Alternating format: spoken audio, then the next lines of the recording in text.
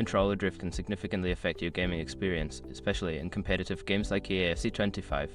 Follow these steps to optimize and potentially fix controller drift issues. Step 1. Inspect the controller.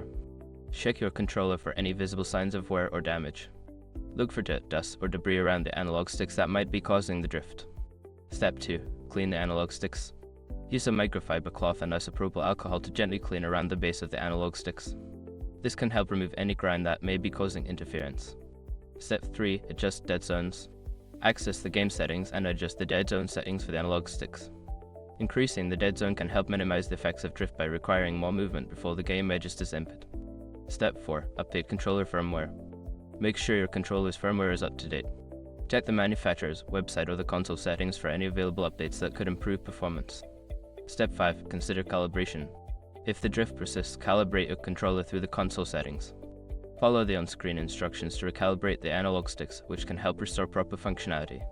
By following these steps, you can optimize your controller's performance and reduce the impact of drift. Regular maintenance and adjustments can enhance your gaming experience.